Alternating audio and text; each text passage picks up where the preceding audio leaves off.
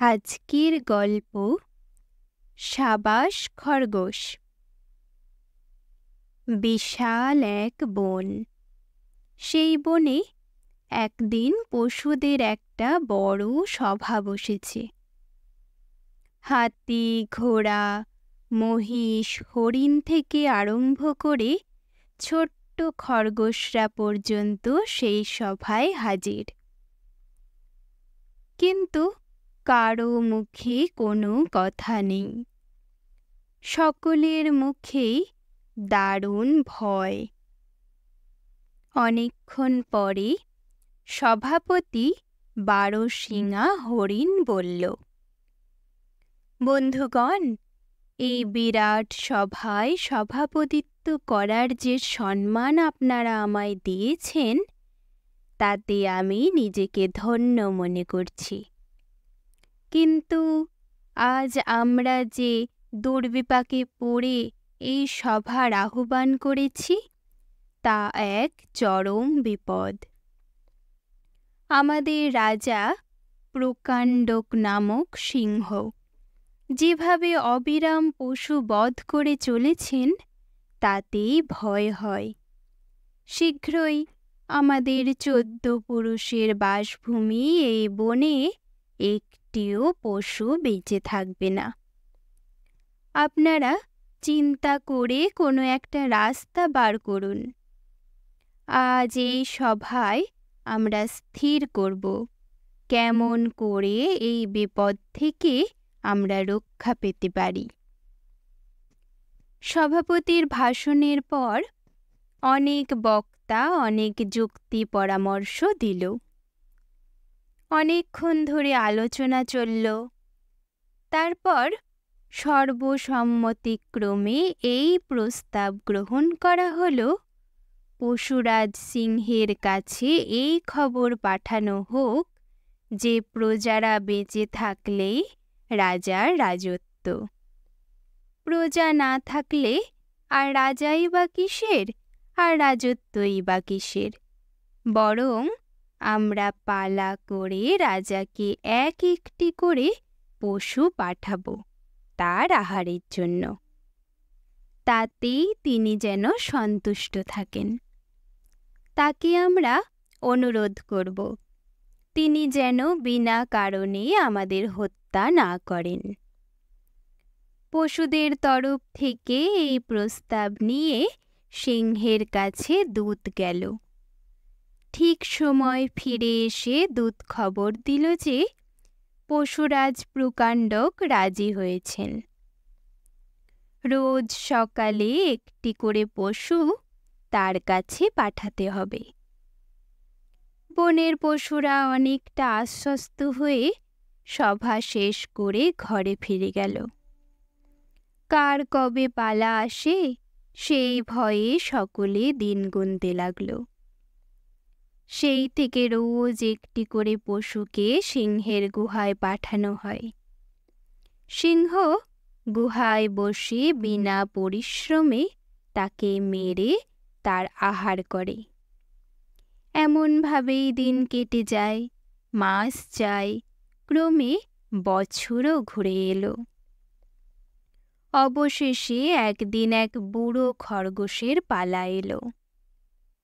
বুড়ো খরগোশ আত্মীয় পরিজনের কাছ থেকে বিদায় নিয়ে সিংহের গুহার দিকে এগিয়ে চলল। খরগোশ ভাবছে আর চলছে, চলছে আর ভাবছে, সিংহ যখন আমায় ধরে খাবে, তখন আর তাড়াতাড়ি গিয়ে তার মন জুগিয়ে কাজ কি? ভেবেচিন্তে দেখি অত্যাচারী সিংহটাকে কোনো রকমভাবে জব্দ করা যায় কিনা। ভাবতে ভাবতে খরগোশটা কখন এসে গেল একটা কুয়োর পাড়ে। আর একটু হলেই সে পড়েই যেত কুয়োর মধ্যে। হঠাৎ তার নজর পড়ল কুয়োর ভেতরে। সে দেখল কুয়োর জলে তার নিজের ছায়া পড়েছে। তাই দেখে কি একটা মতলব তার মনে পড়ে গেল। সে ছুটতে ছুটতে চলল সিংহের গুহার দিকে। খরগোশকে দেখে সিংহের বড় রাগ হলো। একরত্তি এক খরগোশ, তাকে খেয়ে কি পেট ভরে? সেটাও এলেন আবার দুপুর করে। সিংহ রেগে গিয়ে বলল, বলি, ওরে খরগোশ, তোর মতলবটা কি? খরগোশ বলল, মহারাজ, মাপ করবেন। সিংহ বলল, ওসব বুঝি না, এত দেরি কেন করলি বল? খরগোশ বলল, আজ্ঞে, সেই কথাটাই বলছি মহারাজ। আমায় খাবে বলে আর একটা সিংহ আমায় আটকে রেখেছিল। সিংহ বলল, কে?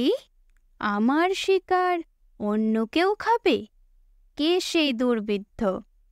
সিংহ বলল, প্রভু, আমি শপথ করে বলতে পারি, সে দেখতে ঠিক আপনার মতো। ঝর্ণার পাশের গাছটার ধারে তার আস্তানা। সে বলল, কোথায় যাচ্ছিস? আমি বললুম, কেন, আজ যে আমার পালা, আমি মহারাজ প্রকাণ্ডকের কাছে যাচ্ছি। সে কি বলল জানেন? সে বলল, প্রকাণ্ডক মরে গেছে, আজ থেকে আমিই তোদের রাজা। আমারই কাছে পালা করে আসবে এখন থেকে। সে আমাকে এতক্ষণ আটকে রাখল। আমি মহারাজের সাথে দেখা করেই তার কাছে ফিরে যাব, এই কথা দিয়েই এসেছি। সিংহ তো রাগে কেশর ফুলিয়ে উঠে দাঁড়াল। তারপর সে এমন বেগে হুঙ্কার দিয়ে উঠল যে বেচারা খরগোশের কানে তালা লেগে যাওয়ার জোগাড়। আস্ফালন করে সিংহ বলল, কোথায় সেই দুরাত্মা? একবার দেখিয়ে দে দেখি, আজ তারই একদিন কি আমারই একদিন। খরগোশ আগে আগে পথ দেখিয়ে চলেছে আর মৃদু মৃদু হাসছে। পিছনে প্রকাণ্ডক গর্জন করতে করতে যাচ্ছে। এক নিমেষে তারা এসে গেল ঝর্ণার ধারে সেই বটগাছটার কাছে। খরগোশ সিংহের দিকে তাকিয়ে বলল, মহারাজ দেখেছেন? আপনাকে দেখে সেই শয়তান সিংহ ওইখানে লুকিয়েছে। মহারাজ সাবধান, আমার কিন্তু বড্ড ভয় হচ্ছে। সিংহ বলল, আমি এখানে থাকতে তোর ভয় নেই। ও বুঝি গর্তে লুকিয়ে পরিত্রাণ পাবে? আজ ওকে জমের বাড়ি না পাঠিয়ে ছাড়ব না। এই বলে সিংহ একেবারে কুয়োর কাছে এসে আক্রমণের চেষ্টা করল। কুয়োর পরিষ্কার জলে তার নিজের ছায়াই দেখতে পেল। সিংহ মনে করল, কুয়োর ভিতর থেকে অপর সিংহটিও বুঝি আক্রমণের চেষ্টা করছে। ভীষণ এক হুঙ্কার দিয়ে প্রকাণ্ডক অপর সিংহটাকে ধরতে কুয়োর জলে লাফিয়ে পড়ল। খানিকক্ষণ কুয়োর জলে হাবুডুবু খেয়ে সেই অত্যাচারী প্রকাণ্ডক নামের পশুরাজ একেবারে তলিয়ে গেল, আর উঠল না। বুড়ো খরগোশ আনন্দে নাচতে নাচতে ফিরে এলো এবং পথে যার যার সঙ্গে দেখা হলো তাকেই খবরটা দিল। তখন সমস্ত পশু বলল, সাবাস খরগোশ।